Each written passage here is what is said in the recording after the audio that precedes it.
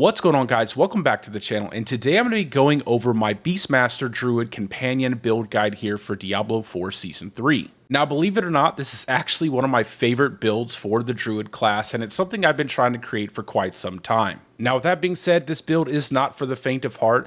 It can be quite challenging at times, and I would really only suggest it if you're looking for that challenge here in Diablo 4, or you're a person who really enjoys that Druid companion playstyle. Also, I would like to note that all of my other builds, I typically don't run elixirs for the gameplay footage, but for this specific build, you absolutely have to run elixirs for in-game content. I'd also like to mention that there are still bugs with the werewolf companions where they'll sometimes get stuck in the sky, and also there still needs to be massive improvements to how companions function for the Druid class before I would say that this build is comparable in any way to some of the better in-game builds we have here in Season 3. However, I decided to make this build regardless of the outcome, and I was actually pleasantly surprised with what I was able to do by the time I got it all finished. Now, before we get started, for those of you who typically skip the video and go right to the Mobalytics page, please, guys, scroll down to the bottom of the very first Mobalytics page because there is a detailed note of all the different changes I would make with gear pieces with regards to bossing versus vaults and dungeons, as well as optional Uber uniques if you do happen to have those, and what tuning stones I would swap out for the Seneschal pet. So now that we've gotten all that out of the way, let's go ahead and go over the build, guys. So as always, let's go ahead and start off with our assigned skills. And our primary basic attack is going to be Claw. We're using Debilitating Roar to give us that big damage reduction when we need it. We're also running Cyclone armor. Then we're grabbing all three of our companion skills, our Ravens, our Poison Creeper, and our Wolves. Going down to our Spirit Boons, we're running Weariness on the Deer. We're Spirit Bonded into the Eagle, and we're grabbing Iron Feather to increase our maximum life, as well as Avian Wrath to give us more critical strike damage. On the Wolf, we're running Pack Leader because we need Pack Leader to reset our companion skills. And on the Snake, we're running Masochistic, so that way we get a little bit more survivability out of using Claw as our basic attack. Now, I would like to say before we move on, the biggest problem I find with this build, and the reason why we need to run the Elixir of Cruelty to get that big chunk of critical strike chance for our in-game content, is the inconsistencies with the reset from Pack Leader. There are times where you get that reset constantly and you're just spamming your companion skills, and then there are times where it feels like it's almost a bug where you get locked out of resetting your companion skills until they're off cooldown, and then you can cast them again, and then suddenly you're getting that refresh off of Pack Leader. So I don't necessarily think it actually is a bug. However, just be aware that if you're not running the Elixir of Cruelty, sometimes you will have significant inconsistencies with Pack Leader.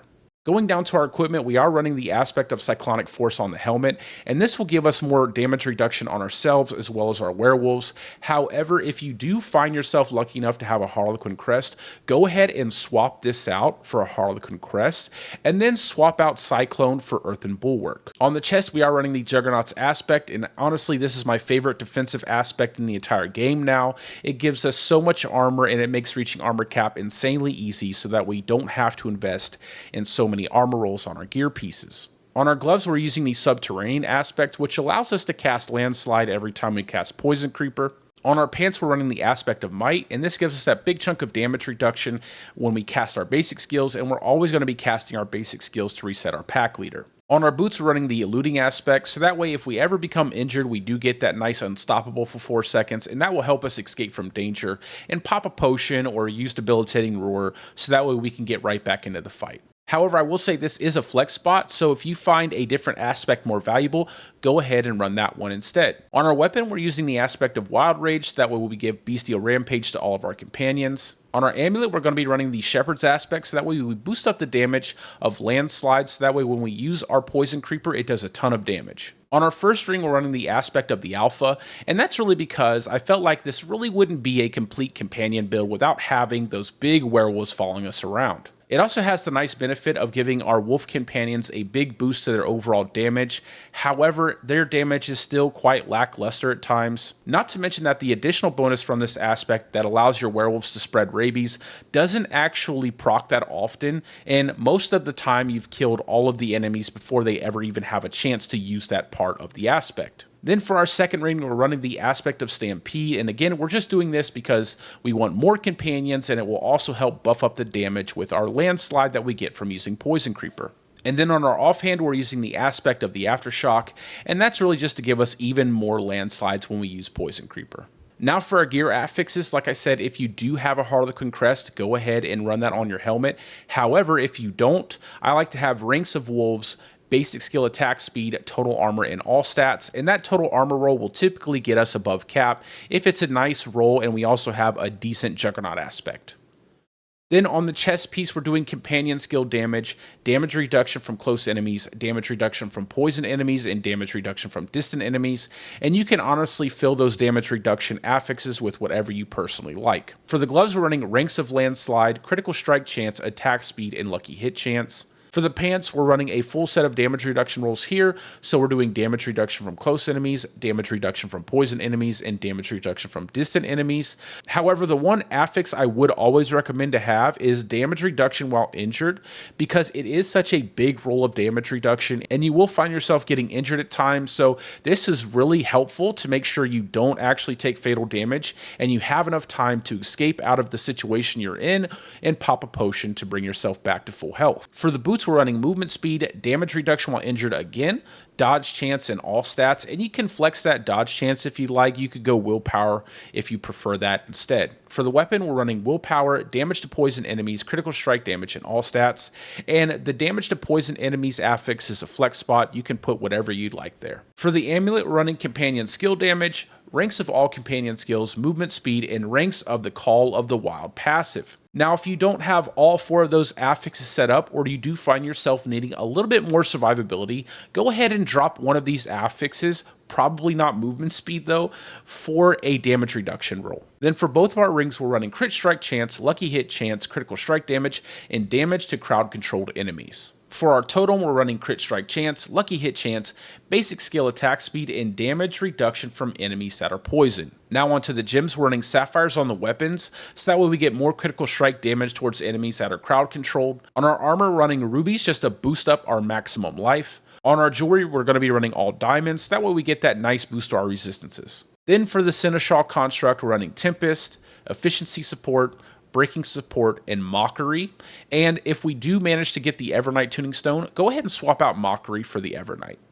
And then for our second ability, we're using Flash of Adrenaline. We're going tactical support, duration support, and safeguard. And again, if you get Genesis, go ahead and swap out safeguard for Genesis. So like I said at the beginning of the video, guys, I have a written explanation of the different swaps I would make for gear pieces depending on what content you're doing. So let's go ahead and go over that real fast. And the first thing I want to highlight here is it says not for the faint of heart. So again, guys, if you're looking for a fun companion build or you're looking for a bit of a challenge, this build will definitely be that thing for you. However, if that's not what you're looking for, I would not suggest running this build. And the very first thing I want to highlight here, for high tier content such as Nightmare 85 plus vaults and dungeons and doing Uber Lilith, you must run an Elixir of Cruelty. And the Elixir of Cruelty you get from doing Hell Tides and opening up the chests, and it gives you that big 15% increase to your crit strike chance. And the reason why you need that is because it allows your pack leader to actually reset more consistently. And if you don't have that for high tier content, you're going to find yourself struggling quite a bit. Now for bossing, I suggest swapping out your helm for the Godslayer crown. And if you would like to, go ahead and swap your pants to the Storm's Companion pants, so that way you guys get to use those really cool lightning werewolves. Then for vaults and dungeons, for Nightmare 85 plus, swap your Glyph Keeper to your Glyph Guzzler so you get a little bit more damage. And that's because we're not really going to be running the Storm's Companion pants because we need more damage reduction. So you're not going to get any real use out of running Keeper. And then for Nightmares 1 to 84, go ahead and swap those pants back to the Storm's Companion pants and maintain that Glyph Keeper so that way you buff up the damage from your werewolves. Then for the Uber Uniques, like I said, it's an optional swap, but if you do have the Harlequin Crest, go ahead and use it, and then swap your skill Cyclone to Bulwark, and you're going to feel a nice big buff to your damage reduction as well as getting +4 ranks to all of your skills. And I think overall Harlequin Crest would really do well in this build. And then because I didn't have enough room in the summary for your Seneschal construct, just like we went over, swap Mockery support to Evernight and swap Safeguard support to Genesis. Now going into our skill tree, we're using Claw, and then we're moving into Wild Claw, and that's really just so we can attack as fast as possible and have as much lucky hit as we can with our basic attack. Going down to our core skills, we're running 5 points Landslide into Primal Landslide, and then we're going 3 points into Predatory Instinct. Moving down into our defensive skills, we're running 1 point Cyclone into Preserving Cyclone Armor, and like I said, if you do have a Harlequin Crest, go ahead and take these points out of Cyclone and just put them into Earthen Bulwark into Preserving Earthen Bulwark. Then we're also running Debilitating Roar, and we're going down to Preserving Debilitating Roar. Onto our companion tree, we're going 5 points Wolves into Brutal Wolves to increase our Werewolves' attack speed. Then we're going 1 point Poison Creeper into Brutal Poison Creeper, so we get that crit strike chance to enemies that are under the effect of our Poison Creeper. Now, I will tell you guys, I did try to scale the poison damage on Poison Creeper using Bane, as well as Poison Affix rolls on my gear pieces, and honestly, by the time you get to the end game, poison damage just does not scale well, and I would not recommend actually putting the full 5 points into Poison Creeper. Then we're also going to be putting 1 point into Ravens and then going into Brutal Ravens, so we get the 2 additional Ravens as well as the Enhanced Ravens passive to give us more crit strike chance. And again, guys, I went ahead and tried the 5 points into Ravens and it just still hits incredibly low, and I would not recommend putting 5 points into Ravens as well. Then we're also picking up 3 points into Call of the Wild because it gives us that big multiplicative damage bonus towards our companion skills. Moving on to our Wrath tree, we're going 3 points into Crushing Earth, 3 points into Stone Guard, and 1 point into Safeguard, and this is just to boost up the overall damage from our Landslide procs. Then we're grabbing Neurotoxin and then 3 points in Venom. Down to our ultimate tree, we're grabbing 3 points Defiance and then 3 points Natural Disaster, again just buffing up our Landslide that much more. And then we're grabbing 2 points Quick Shift because we will be swapping from Werewolf to Human quite a lot, and then even from Human to Werebear. And then we're grabbing 3 points into Heightened Senses, just that way we boost up our damage reduction a little bit more here. And then for our key passive, we are going to be running Bestial Rampage. Now, I will tell you something about Bestial Rampage. You guys will have to be mindful that you are staying in Werewolf for at least 2 seconds, and that when you use Debilitating Roar, that you are staying in Werebear for at least 2 seconds. So that way you can proc both aspects of the passive to increase the damage and the attack speed of your companions. Moving on to our first Paragon board, we're running Outmatch in the first glyph slot, and that's so that way we get that big multiplicative damage bonus to our physical damage skills, and that affects non-elites and bosses. But we're also picking up some rare nodes, so we get that bonus damage from Outmatch as well. Going into our second board, this is going to be the Constricting Tendrils board along with the Spirit glyph. So not only are we getting that critical strike damage from this glyph, but we're also getting that multiplicative damage bonus towards enemies hit by our critical strikes. We're also going to be picking up a lot of our resistances here in this board, and we're also going to be picking up damage to crowd-controlled enemies to buff up our Earthen Devastation legendary node. Moving into our third board, this will be our Earthen Devastation board, and we're running Keeper here.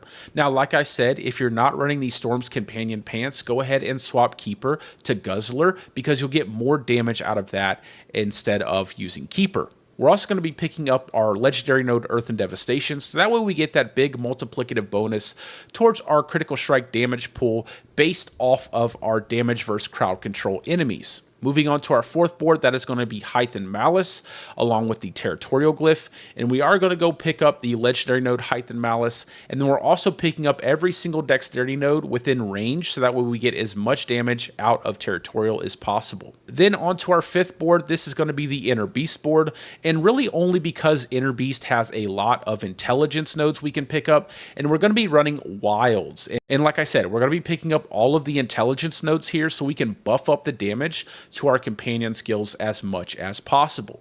And then on to the very last board, that is our Thunderstruck board, and that's only because of the convenience of the glyph slot. So we're going to be trailing up here in Sockety and Tectonic, and we're picking up that big 20% lucky hit chance, which again helps us proc Pack Leader that much more often.